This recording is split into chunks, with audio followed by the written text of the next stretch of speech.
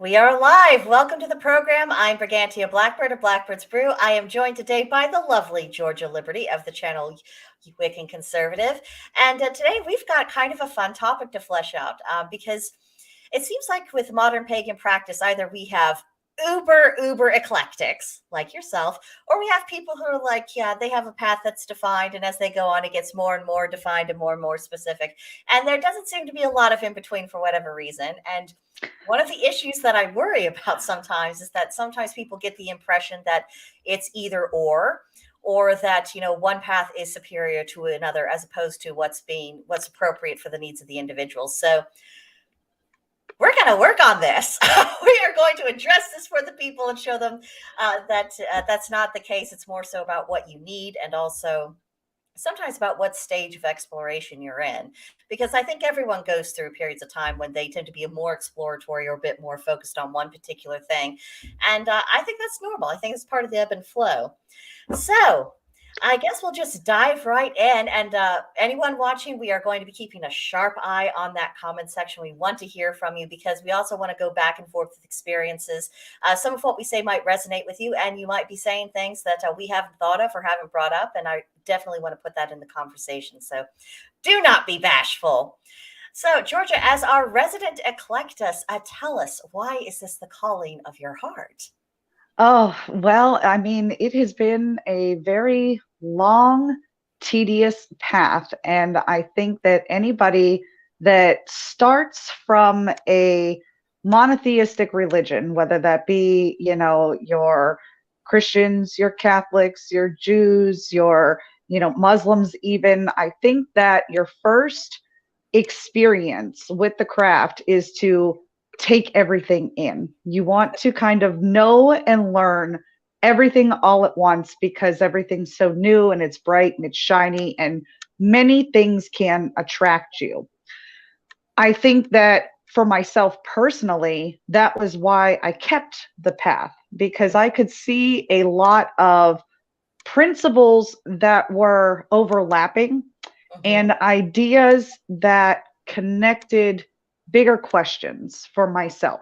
So the way I put together my meaning of existence, the way that I see myself fitting into the grand scheme of the universe, nature, what my natural place in life or calling would be, it's not very defined by a specific path so much as it's defined by principles and actions. So with all the things that I found that were alike, it was really hard for me to discredit another thing. So a lot of people think that, like, whenever you go into a path, and I think it's true for a lot of people, when they go into a path, they find themselves more often than not agreeing with that path that they're taking. So if it's a very specific path and you're confronted with material that's contradictive, and you don't want to necessarily discredit what you were told or what your path believes, then you might be more inclined to say, I'm not going to take that information into my belief system. I'm going to stick to a more defined, specific path because that speaks to me. I don't think that ever happened for me personally. It was something that just like manifested into a desire to understand how everything exists together. So I don't know. I think it's a unique path, and I think that a lot of people would consider themselves to be on the wrong path if they found themselves in that boat, because it is so kind of wishy-washy. And if you're not familiar with how to articulate these feelings, these principles, these beliefs, and how they actually resonate with your path, then you start to second guess yourself.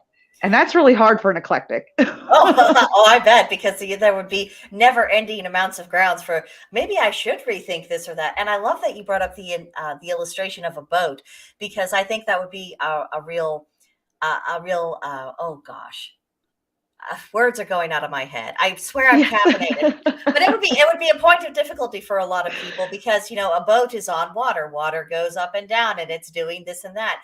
And a lot of people, they need some solid, especially sometimes I need to understand what something is in a more concrete way. So Right. I can definitely see how eclecticism would perhaps send someone into this never-ending mental tailspin.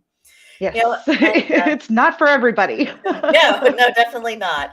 And one of the reasons that I got drawn into an increasingly less eclectic practice, where it is getting a lot more defined, and I don't want to say narrow, just because there's so much scope within Norse paganism, but it is certainly more focused. There is much more sense of a home, and it had everything to do with you know, not even sorting through what might be some contradictories between different pagan paths, because I haven't seen so many of them that I couldn't find some kind of reconciliation that at least made sense to me. It was more so had everything to do with who did I have a relationship with? And there were a lot of different pantheons, the gods, we didn't click. Like the Greco-Roman deities. I don't go near them. They don't bother me. We're all very happy with this arrangement. And it was a bit warmer with the Celtic side, but it never felt like it was getting particularly closer. There was always a little bit of distance. And then Loki came along and carted me off to the Nordics, and I started to feel that sense of belonging, of homecoming, and like, okay, I have a space. And I think that for some people who don't find themselves getting into a narrow path for the reasons you talked about, just because they don't want to mentally deal with the debates in their heads, I think for a lot of people it does come down to, where do I have those relationships? Where do I have that sense of homecoming? And then everything kind of organically grows from that, which makes sense because, so much of paganism would, who were you around? What land were you on? Who was your family? What was the customary thing to do? So it feels like it's kind of a natural thing. But one thing that we have to contend with that our ancestors definitely did not was just, the availability of information on the internet, which, to my way of thinking, that's got to be a golden age kind of tool for eclectics. Well, it's a double-edged sword, is what it is, because of the things that you said. When you get into specific pantheons and traditions and the reasons why people do the things that they do, it is very much so tied to their roots and what their passage of tradition was throughout the legacy of time. Yeah. So, we've talked a lot about feeling like our roots are elsewhere in the world, not necessarily this being the first time around our areas or the places where we choose to live. So you think about those sorts of things whenever you go into your finding of faith. And I love that you put it out there that you felt at home. And, I think that could be a reason why a lot of people also stray from an eclectic path, because they feel like, well, if I didn't find a home, then I guess I'm doing it wrong, or I guess I don't belong anywhere. And it's like, well, Tell that's that not to Odin. necessarily, yeah, that's not necessarily the case. There's many different, you could pick a million different pantheons. You could pick a million different deities, and everybody's going to have that flavor, their own feeling. So if you don't feel that you found a home that's popular or that somebody's talked about before, don't feel like you're doing something wrong by looking further and asking deeper questions and trying to put the puzzle together. It's out there. I love the way you put it, because it illustrates just so beautifully the difference between wandering around because you're lost and those who are wandering with purpose. That's the difference between someone who is lost and someone who's an explorer. And that exploratory spirit, that's something that's so necessary, not just in spirituality, but just as a matter of human life. Where would we be if there were no people who said, I wonder what's around the corner over there? I can't see what's there. I don't know that anything's there, but it could be really cool. So let's just find out, just in case. And another thing that you bring up, since you brought up, people's, ancestral bloodlines, and how oftentimes that is where people do tend to find their niche. That's kind of a complicated prospect for Americans, especially the longer we get into our history. Because, I mean, with you and I, we have ancestors that are from multiple places in Europe, but we've both known people. Stark opposites. Right. But we've also known people whose ancestors, like, so if you came from this continent and then a few others from that continent over there, and then I did a DNA test, and apparently we have a few over there on that continent. I'm like, holy cow.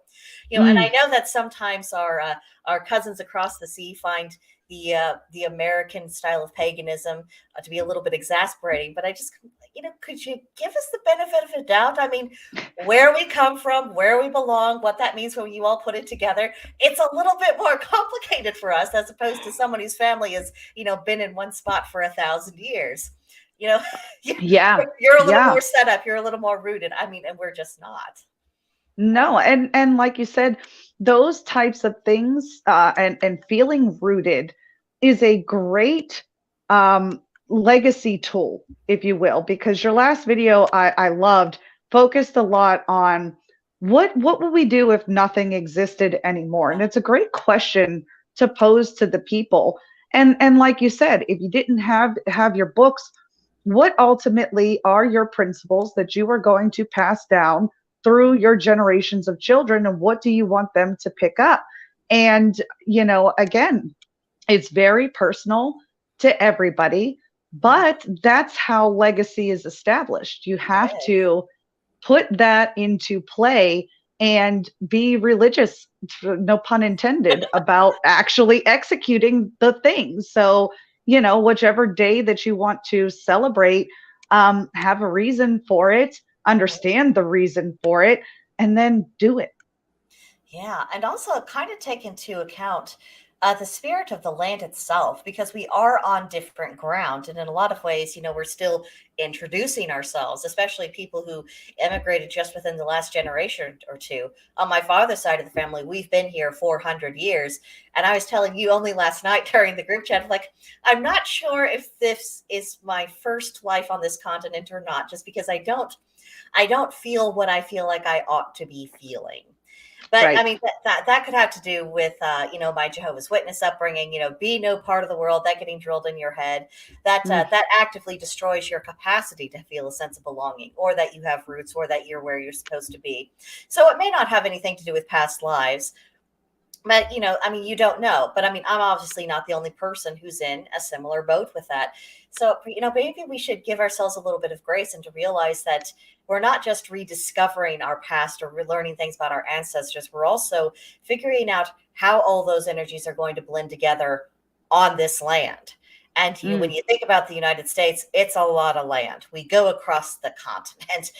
I mean, there's a lot of different environments. And so I think one of the things that I think would really behoove us to cultivate is a little bit more understanding and expectation that things are going to evolve, regionally, independently. And but our ancestors did that. So, maybe that'll help some of the people who are a little bit more hidebound in their views. Yeah. And, I think that speaks a lot to what path people choose. So, when you're in the northeastern region of the United States, you're probably looking more towards, the British witch and what was done kind of right there across the sea from you guys. When you come down into the South, I kind of feel like it mixes with a little bit of the voodoo and the hoodoo from the, the priestesses from Africa and so on and so forth. And they brought a little bit of their Cajun culture up with them throughout the, Southern hemisphere into America. You get out into the Midwest, and that's where you get the really new agey folks who seem like they are kind of building their own type of path and creation and ideas. I blame California's influence for that. Everyone has been telling the Midwest for so many years that we don't exist, and if we do exist, we don't count. So, you have people who are emulating the coast, and I'm like, dudes. Yeah, they just picked the wrong coast. They just picked the wrong coast. And then you get all the way out to the East Coast and you find your Hindus, who are the entire Nirvana folk, who believe in, just that utopian enlightenment, kind of, I want to say it's very close to Catholicism with their idealistic viewpoints. Marxists. Yes, that too. But yeah, I think you hit the nail on the head. It's dependent upon where and who you're influenced. Whether that be through the actual people in the area or the land itself, because that could have something to do with it. Oh, absolutely. I mean, remember back in, I think it was in the summer, we did an episode where part of the discussion involved locations of the Earth chakras. Well, in the United States, the closest chakra to us geographically is actually the root chakra. And I'm like, I've been thinking about that ever since, because of course we know, I mean, that's the foundation of everything. So, maybe part of the reasons why we have so much chaos is just because our spirits haven't properly rooted into that. We haven't really acknowledged that for what it is, and we're not thinking in terms of what needs to happen over the long haul. This has always been a do it right now, short-term gains kind of, we just need to do it and we'll worry about the consequences later kind of culture. And I'm like, that's not really compatible with the root chakra, not for a person and definitely not for a planet. So I do wonder if perhaps that's something we're going to have to gradually mature out of in order to really establish ourselves. Yeah, I mean, come on now. Let's be realistic. These people are out there, at least the LARPers, pretending like one spell or one ritual is going to have this massive ripple effect, like Hollywood tells them it does.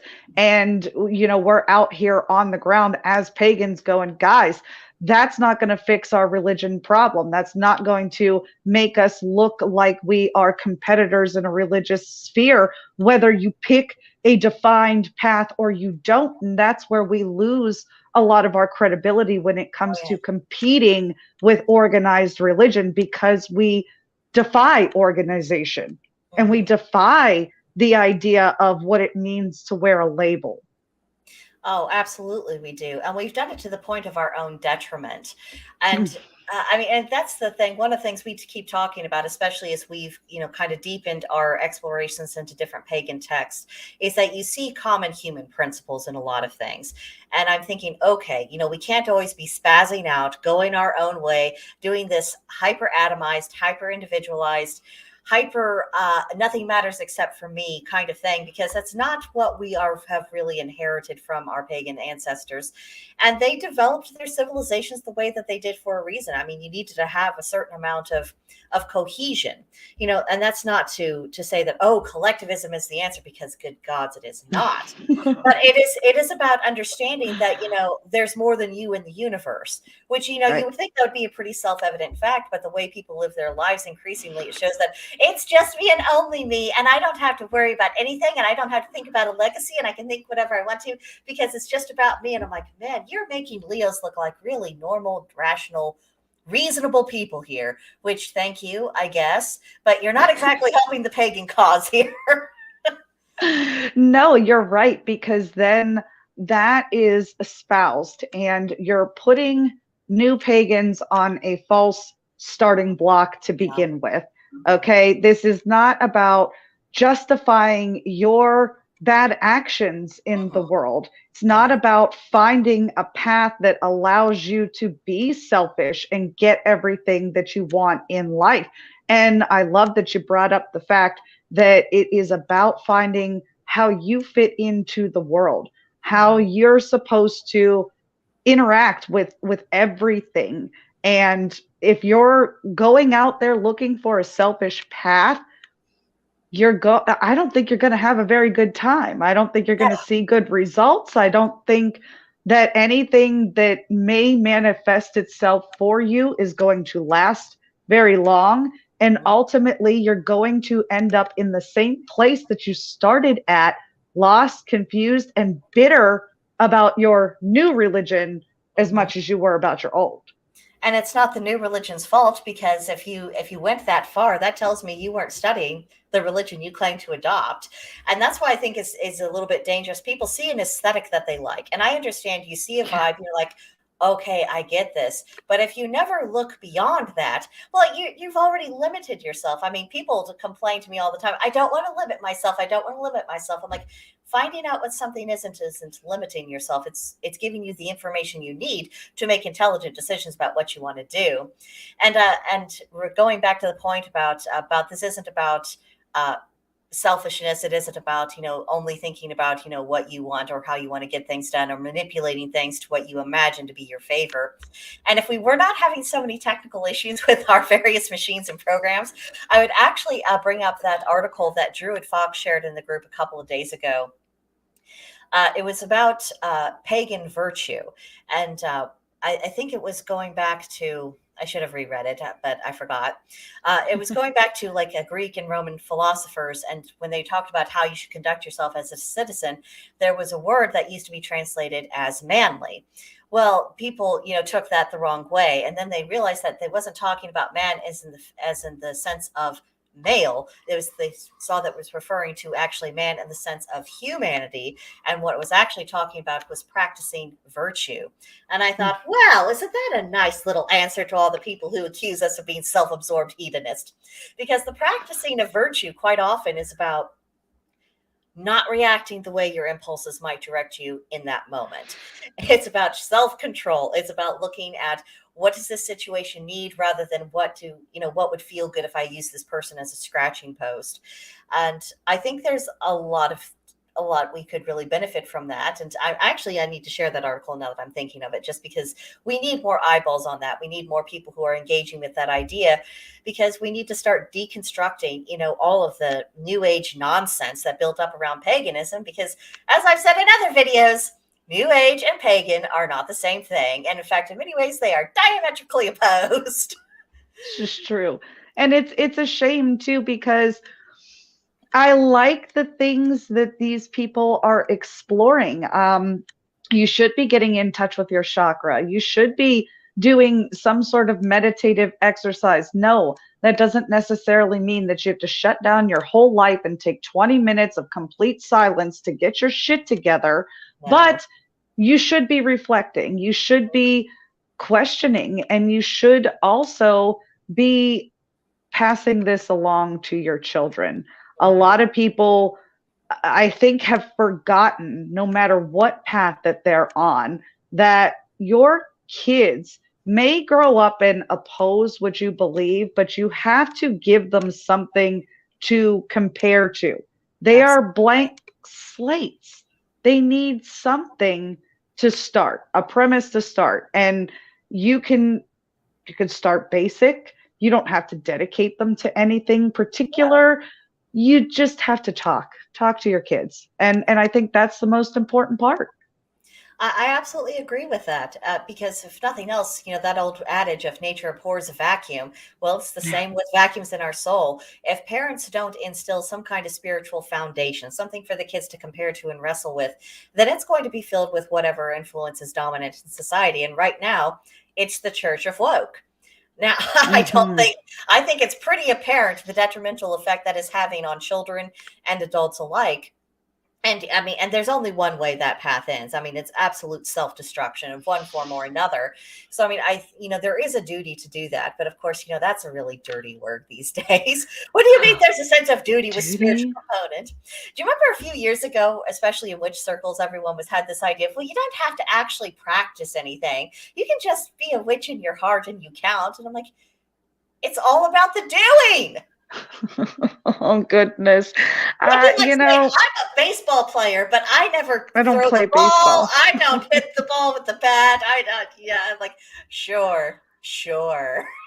Oh, I got yelled at. It's funny because, like I said, everybody has an issue and defines witchcraft in a different way. And I'm always drawn back to the same basic principle of, like, if you look at it as the study of alchemy and astrology and intent and philosophy, you can't just appreciate those things and say you're doing it. Okay. Yeah. Like, I like certain things, but it doesn't mean that I'm accomplishing those tasks or doing those things. So yeah, there's actually physical doing to practicing witchcraft and being a witch. Now, if you just want to believe in the principles and live your life to those principles, I mean, I guess you could say religiously that you're Wiccan.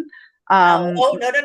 Yeah, Massive oh well. disagreement. Massive I was gonna disagreement say on there. there's a whole nother disagreement because again, like you said, it's a coven thing. So what then do those people call themselves if you're not What's wrong with just practicing witchcraft or what's wrong? Well, what's wrong with just calling themselves pagan? Because there's plenty I of pagans agree. who don't practice witchcraft at all.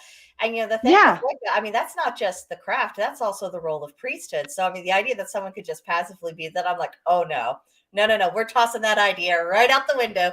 Zoom, out it goes. But that's also, since we kind of brought this up. It's also important to know, as you're going through explorations, whether you end up being very eclectic or whether you end up having something more defined, allowing yourself to say, something's not for me, like whether it's witchcraft or whether it's a certain pantheon or whether or not, because I feel like so many people interpret that as some kind of failure, like this is a shortcoming on their part, or that someone will think less of them. And I mean, I don't.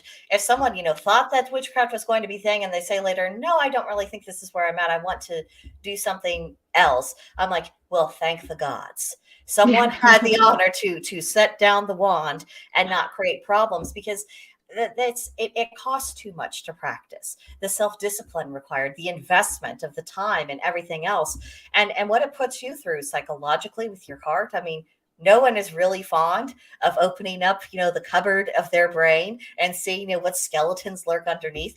Well, with the witch, you're not going to have the option. You can ignore it, but something's going to crop up to where that issue, whatever it is, will be front and center. And I'm just like, you don't need to do that for yourself unless you are really, really drawn to it.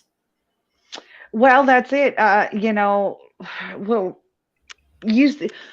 usually when you start your path to the craft, you're drawn to some sort of meditative exercise where you really should have a conversation with yourself. And sometimes that comes to people in aspect of deity. Sometimes that comes to people in aspect of, a spirit guide, a past whoever in your life, a family member, so on, friend, whatever. It comes to everybody a little bit differently. But like you said, it's a path that you're constantly walking. So if you find yourself in the middle of the path and you just say, I know enough, or I don't feel like moving forward, then you need to really re-examine kind of where you're at and what you're doing. Because I agree with you. I think that witches constantly question themselves. They constantly put their practice to the test in the physical world every day. And if you're not getting results, or if you're not accomplishing your tasks, it's going to manifest in very nasty ways. It's not going to be good for anybody. Oh, fully agree. And American Folklore and Paranormal Podcast is with us today. Hello, welcome. He says there's nothing wrong with being an old-fashioned blue-collared pagan. I concur. That's what most of our pagan ancestors were, being a priest, or, the witch in the woods, or the wise woman, or whatever else they were. That was the exception, not the rule. Just like not everybody was a king or a chieftain. I mean, these were specialized jobs. And I think it's good that we're being honest today and just telling people, this comes with cost. And that may not be a cost that you are willing to pay. It may not be something that you were ever intended to do. That doesn't make you lesser. It just means that it isn't for you. I mean, do we beat ourselves up because, we didn't discover a new star in astronomy, or because we don't have a painting in the Louvre, or we didn't have some breakthrough in genetic research? Do we beat ourselves up for that because we're not in those fields? No. I mean, and it's the same thing with paganism. I mean, we just should not beat ourselves up. Yeah, absolutely not. And again, if you find something that isn't meshing with you, that I think is the most beautiful part of the craft, is that you can freely move. You talked a lot about being connected to the Norse pantheons.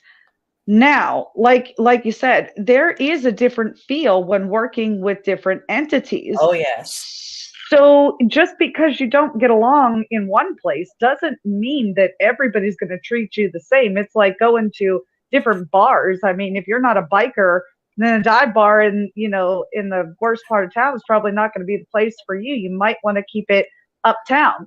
But if you get along with those type of people, then yeah, go and drink well drinks and shoot pool with the guys. Know your tribe. Know your tribe. And we've got a question: is practicing folk magic similar to being a witch? Um, I don't want to say that it's completely separate things, because plenty of witches practice a very folky kind of magic. Yes. Where I think the difference lies is, where is that focus? Someone who does folk magic as kind of as a part of their practice, that would be one thing. Many pagan peoples did it. We have different accounts of different household magics that were pretty common throughout the pagan world. And then you have people who essentially it's like their career. It's the difference between playing the piano at home for enjoyment and then going to Carnegie Hall and having your moment in the spotlight. That's what I would say is the difference. Georgia, what do you think? How would you answer that? With definitions, it's always so hard. Every time I hear folk magic, I think of the mountain witch type of magic, where Granny used, the home remedies and so on and so forth. So yes and no, I agree with your answer. Whereas, yeah, the home remedies were pretty standard across the board, but just because grandma took the vinegar, put some honey and a little bit of lemon juice inside of it and spritzed it around the house doesn't mean that she made a potion. She was just practicing some folk magic and it got the stink out of the house, so on and so forth. So it can be, I believe that it can be, but I also believe that that's a term that kind of umbrellas the wives' tales. Is that a better way to put it? Yeah, I think that's pretty fair. And I think there's also a distinction to be made, and the amount of energy that you're moving around.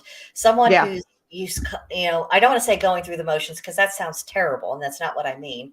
But like the grandma, who's putting together the certain ingredients for an effect. She's moving a certain amount of energy there, because there's a certain amount of ambient energy that's going to function naturally. But with someone who is more of a fully realized witch, the amount of energy moved and the amount of potency with that energy, that's when I think you would have much more of a measurable difference. It's just its magnitude. Closer to witch than folk. Yeah. That's a great way to put it. Yeah. Yeah. Let us know if either of those answers or none of them was helpful. Right? We are happy. Or somebody has a different answer. Yeah, absolutely. Like I said, that term, the mountain witch, the folk witch, the different kind of nichey terms, the green witch, the sea witch, the this witch. I'm like, I don't know if I like all those. Yeah, well, I mean, with some of them, it's just flat out location. I mean, if I lived on top of a mountain, someone might call me a mountain witch, because that's the area where I'm practicing. And the same with the sea witch. You could make that designation. But with the green witch, I mean, are you seriously telling me that there's a witch out there who never works with herbs or never blesses her plants or any of these? Because I'm not prepared to believe that. I mean, we could say that, oh, well, these just refer to specializations, okay. But I mean, that's. But why? Yeah, but why? That's really shop talk. I mean, if I go into a room full of witches and say, that I've been really focused on, the teaching of the philosophical, aspects of things, that would convey to them the same information as someone like our friend Marcus, who he really works with his plants a lot. He doesn't have to call himself a green witch. He just says, when someone asks him, what he gets up to, he's like, oh, I've been doing this thing with my plants and I'm trying to do this. It's totally the wrong zone, but we're going to try to make it work. I mean, you know what they're up to without having to create all of these endless subcategories, for sure. So I want to also touch on the benefits, because both of us are big on going deep and getting more out of your path. And, this isn't just about witchcraft. I mean, this actually absolutely applies to, any kind of paganism at all. For an eclectic, what does going deep really look like for you? Oh, goodness gracious, buckle up because it is a ride. Honestly, and this is going to sound really freaking far out there, but it is justifying as much information as humanly possible. I am such a logistical person that there's got to be a who, a what, a where, a when, and a why to everything. And even if that corner is not rounded, we got to get in there with the saw and we got to round out that edge and make sure that it all comes to circle. So, that's been my biggest issue. I haven't found anything that makes sense in a closed circuit sense. In my opinion, everything makes sense on a circular, entwined sense. And I'm going to pull, the reference to the article that I dropped in Gilded this morning with the definitions of the basic terms of religious principles. And both terms that best describe me are terms that leave very open-ended answers. And I think that works for me. I think that's where I want to be. And as long as everything meshes and plays nice together, my path continues forward. And we're constantly looking. So essentially for you, it's all about finding those interconnections, wherever those points of connections might be. Right. You got it. I feel like you're on a bit of a treasure hunt with that. Is that a fair description? It's so fulfilling because you're never bored. There's not any type of real restrictions that I feel restricted, especially being a Sagittarius. I'll throw that out there right now. We don't like to be told what to do. So if somebody's specifically sitting you down and telling you have to do this or you have to do that without giving you a why or without explaining it, there's a good chance Sagittarius ain't going to do it. I'm married to a Sagittarius, and sometimes even with the why, the odds of anything being done are quite slim. So good news. American Folklore and Paranormal podcast said that our answers were very helpful. And that his grandmother practices Slavic witchcraft mixed with powwow. So. Ooh, very good. Very good. I am super excited that we have such a great growing number of multi pantheons kind of coming together. Oh, yeah. The other day I was saying there's going to have to be an evening on Blackbirds Brew where we let all the eclectics hold the stage and just compare notes, just because I feel like all of you are gathering for a reason, and you need to connect. You really do. So we talked about the treasure hunt that is going deeper with a more eclectic path. For something that's getting more and more defined, for me, it's more about cohesion.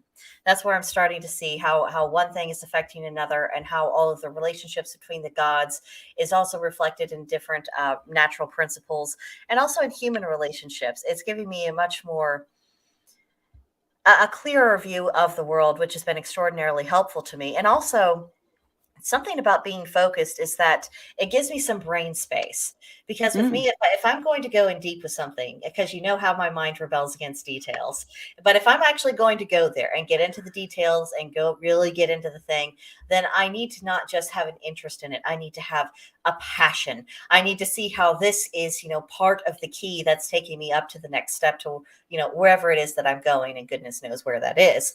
But I have to have that. And so by realizing, okay, at least for right now, I don't have to worry about what the Celts or the Greeks or the Slavs or the Native Americans, I don't have to worry about what they're doing. I just need to think about this. And that takes a lot of psychological weight off of my shoulders, just because if I was hopping around collecting this and that, I'm not going to remember the information, because we know what my memory is like. It's not going to happen, gang. Never, never, never. I'm not going to remember. And if I'm not remembering things, that means I'm not meditating on them. I'm not reflecting upon them. I'm not getting the benefit. But if I can hone in on a few things that's going on within the Norse worldview, essentially, that's when I can start making some progress. And that has been enormously helpful to me thus far. So I think I think both ways, whether you're eclectic or a more defined path, there is kind of a more spiritual intimacy that you are always striving for and craving. But the roads to get there, definitely different, and it's definitely requiring different methods for sure. I'd be interested if our viewer, has anything to say on this topic, what their own experiences have been, because this is definitely one of those conversations that I want to hear from people. I want to hear what's going on in their heads. Yeah, and especially people who pull from both areas. I found myself in a area of comfort with the Celtic path when I first started the craft. So there was like a kind of like a coming home to that particular pantheon in general, but somehow I picked up the main deity out of the Greco-Roman tradition, and then I started getting interested in the Egyptian side of things, and that's when everything really started to manifest on a principle level for myself. And I really enjoyed the way the Egyptians do things, but they're not your cuddly pantheon. They don't give you mommy feelings if that's what you're looking for. They are much more logical, cut, dry, defined, and clean your closet before you ask them for help. And then, I met you and kind of have now started, I guess, opening my mind to a little bit more of the Norse side of things. Not that I wasn't interested, it just wasn't presented, I guess, in any other way, shape, or form. But now that we've kind of talked and so on and so forth, I'm like, maybe there was somebody hanging in the wings, just like, all right, I'm going to wait here until you realize that I'm here and I'm waiting to talk to you. And I think that is interesting on an eclectic side, because you can have these conversations with many different entities, and you have to do your homework to figure out exactly who it is you're speaking with. Oh, that is for sure. I mean, even when you think if there's always that odd chance that someone from elsewhere has decided to pop in, or maybe someone's having a good time watching you figure things out. I'm like, yeah, it's good for them. Good mental exercise and put them through this. I mean, you never quite know, and it does take a little while to be sure. But the interesting thing that I found, working with you and with getting to know other pagans, is that sometimes I do have this very strong sense that there is a bit of a cosmic sewing circle going on behind the scenes between various pantheons of gods. I mean, it does strike me that though there are relationships there. I don't know how they work, what they consist of, how we got to know each other. Maybe we were all playing baseball together and decided we liked each other. I don't know, but it does point to me. It's like I feel like there is some cooperation there, and I do wonder sometimes what that portends, because you are not the first person who I had a sense that a deity that was working with them and other deities related to that deity was working with me, was kind of starting to bring things together. So yeah. I'm watching that unfold. Yeah. It'll be interesting.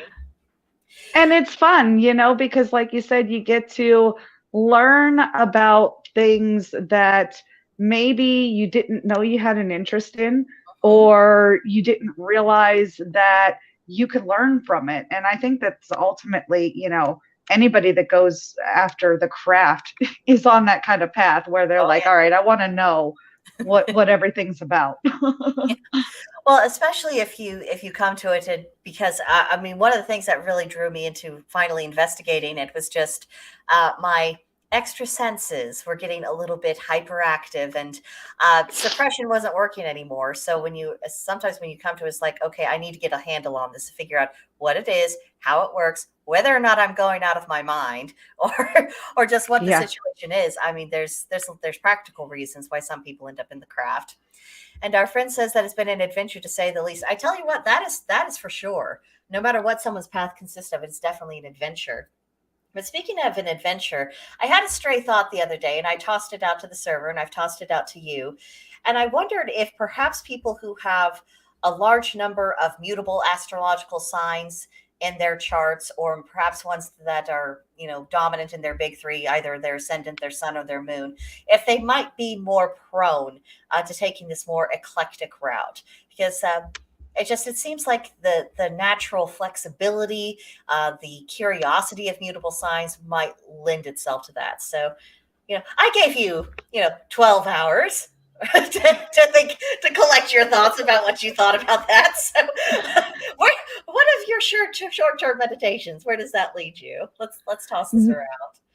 It was absolutely one of those things where you're like, why didn't I think about this before? I mean, we take astrology into consideration in so many different aspects of life, but to actually contemplate, does your sign somewhat dictate your approach to religion? And my answer came back immediately. Yeah, absolutely. It has to, because those dictate, or those planets in those houses and those alignments dictate so much of your personality and your needs.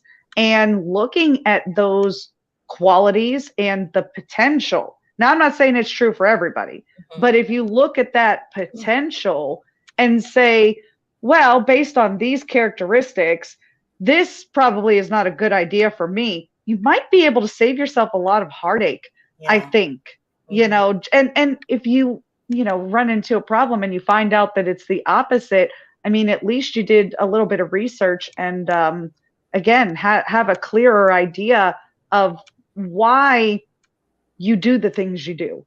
Because everybody wants to know why. Well, most people want to know why. I hope they do. I wish more would. But, even with non-practitioners, we see this kind of play out. My husband, the Sagittarius, he has the most random collection of knowledge of anyone I've ever seen. Now, I'm sure there'll be a rainy day when this comes in handy and it'll absolutely save us. And we're hoping. Yeah. But other than that, I've been exposed to some rather interesting facts. I mean, just randomly, he'll be, doing his little scrolling at night, looking at whatever. And then he'll say, did you know, blah, blah, blah, blah, blah, blah, blah. And my brain was thinking about completely other things. I have no idea how we got on this topic. And no, I did not know that fact you just brought up to me. He's like, oh, well, I thought it was interesting. And then he goes right back to it and he's doing that again. And I thought, that's Sagittarian, a mutable sign. And his moon is in Gemini, also a mutable sign. I'm like, this is just part of how he's going to operate. And I if he ever, decided not to be lazy and actually became a practitioner, I really think that would be very reflected in his own spiritual explorations, because every impulse of him would be doing that. Whereas, you have me, I have 2 fixed signs and a cardinal. And I have this whole, I'm cut off from all of my roots and everything I ever knew, because that's what happens when you leave the Jehovah's Witness cult. And I'm not entirely sure if I really belong on this continent or not. So, the prime things like I want a home, I want familiarity, I want stability, I want security, I want strength, I want to feel protected, and I want to feel like I'm a part of something. So look what happened.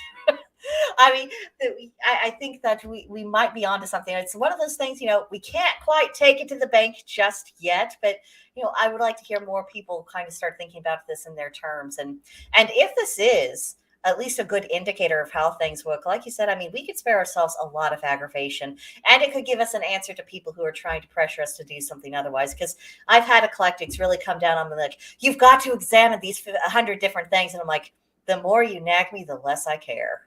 Yeah. And you know what? Eclectics got to get off of the idea that they are somehow superior to a fixed path, because I don't think that that's necessarily true either. With the idea that, you can personify your idea of the divine, or you can keep it very vague and autonomous, and it's still the divine. So ultimately, your conscience is dictating how you're going to practice, but you can never dictate somebody else's conscience. So, that right there, you can espouse all different kinds of facts and neato things. That's I'm a random plethora of stupid information. I love that your husband does that, because I do the same thing to my husband. I knew he and I were victims of the two of you. I knew we were. But that being said, any of our other random information people, please come to Blackbirds Brew and just start tagging Georgia in things. She will love you for it. Yes. I take great pride in it. But no, going back to the fixed path, and like you said, go ahead and examine your chart, and there's no question that you are exactly where you need to be for what's best for you in your future and what you're ultimately going to pass down as your legacy. Yeah. Goodness knows who my successor is going to be. I'm open for adoption. Whoever will put up with Auntie Brigantia. But I mean, I do. I mean, that's also what really feeds my work. I'm like, because I don't have children to pass things down to, that doesn't alleviate me from the obligation of leaving something behind. And that's another thing that our society could stand to think about from time to time. It's like, it's not just about you. I mean, it's those are the ironic moments when you have Leos saying it's not just about you. When you have Loki and witches saying, we need to have a little cohesion and structure, otherwise we're going to spin apart. When you are forcing people into that weird situation, something's gone off the rails. So we need Yeah. to get it together here. So we need to get it together because it's Yeah. it really is. Well, when you have eclectics telling you you're too eclectic, tone it down. You're pulling this way into the ether. You're going the wrong way. I mean, and we're pulling from both ends of the spectrum here. So, you've got people who are narrowed down. They want it nailed down to a T. And if you step outside of those lines, you're not one of us. And then you have people who are just pulling in way, way, way too much shit that is not part of what we're doing here. Yeah, but I mean, in a way, I suppose this is all kind of the part of that natural process of evolution we've talked about. I mean, and it is a privilege because we are part of those beginning generations that are establishing something on this land, something that was lost, something that's going to it's going to be a different blend. It absolutely will be. And so that while that is an honor, I mean, I suppose all honors come with difficulties. Yeah, and don't let them say that because this revitalization doesn't have the amount of perceived human sacrifice that these people claim used to happen regularly, and that's what made them heathens, and that's what makes this revitalization not what the ancients practiced. Can we just acknowledge that the necessity of certain practices have outlived technology? We have much better ways of collecting energy than 19th, 18th century individuals. For real. Just throwing that out there. That doesn't make us new age. I'm just saying. Well, and to that point, can we just acknowledge just the fact that society has changed? I mean, Yes. A lot of those sacrifices that were going on, you were getting rid of criminals. You were getting rid of people who had been at war with your tribe. Removing them from the equation, was, creating physical safety as much as anything else. So, I mean, just necessity. Yeah, necessity. I mean, necessity is so much, brings to bear so much. Oh, and I had a thought, it flew away. Well, I'll ramble until it comes back to me or something else pops into my head. But another thing that I think that, oh yes, it came back. This idea that we aren't somehow making sacrifices just because, no one's essentially committing murder for magical or spiritual purposes. That is so ridiculous. I mean, what is a greater sacrifice to take someone you don't care about, clearly consider expendable, and try to harvest their energy in the most barbaric fashion, or someone who's saying, I'm going to use my life to promote these values? Where's the real sacrifice? What do you think is actually taking much? What do you think that's actually costing someone? Because I mean, this is not an easy thing to do. And we have this evidence by so many people who are in the broom closet for no better reason other than they just don't want to take the trouble. Yeah. And I always find it interesting when some of the ones saying, oh, well, you don't count because of X, Y, and Z, or you're not doing it right, or you're not sacrificing anything. And I'm like, you aren't even willing to put up with disapproval. Right.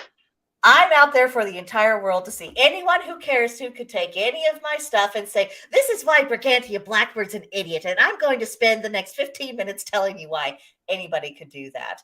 And that's what you're really facing. You're facing the disapprobation of the entire world. So, I mean, I don't want to say that I get a lot of hate directed at me. My channel's too small to get that. But to say that there no sacrifice is being made, or that the sacrifice of time and efforts doesn't count, I think that's really selling people short, because there's a lot of pagan voices doing this kind of work, and it is hard on them. And a lot of them are introverts, and they decided, well, there's more important things than my discomfort, so I'm doing it anyway. I think that's respectable. I think it is. Yeah. And, again, like you said, there's a lot of things that have phased themselves out of necessity, or we found better ways to do it. And people are sharing the information that, you come to a point where channels need to be built instead of cities built around a river.